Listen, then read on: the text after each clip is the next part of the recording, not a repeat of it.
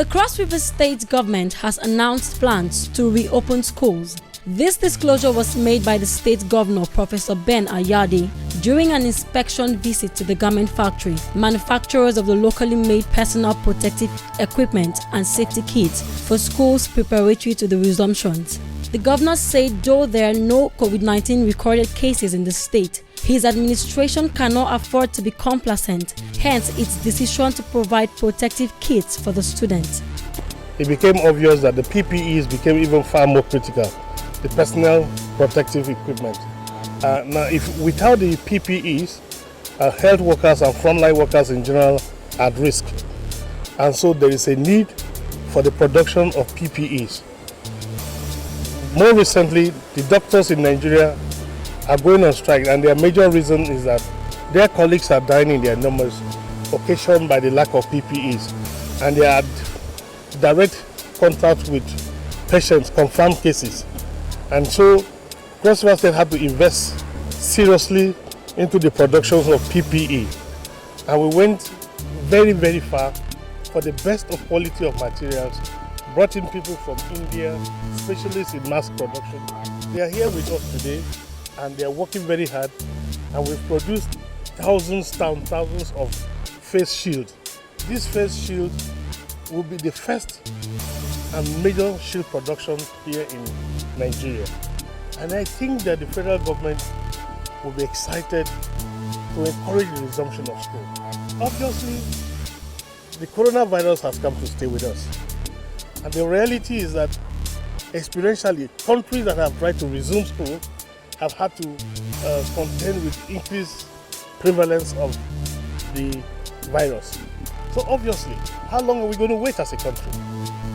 So perhaps we have to adapt to a new lifestyle that will integrate coronavirus as part of our lifestyle. The Commissioner of Education, Cross River State, Dr. Godwin Akpanke, reiterated the state government's determination in ensuring that proper resumption protocols are strictly adhered to by both the teachers and students. Professor Akpanke announced that the resumption date will be Tuesday, June 16, 2020, and that the process will take off in phases across the 3 senatorial districts of the state, with the senior students taking the lead. We are worried that our children have long overstayed at home, and we are worried of attendant social vices that will be associated in the long overdue of keeping our children at home. So he and the government of Cross River State are of the opinion that school should resume, but we are going to do so in phases. The resumption, in our thinking from the ministry, will start on the 16th of June. That is Tuesday next week.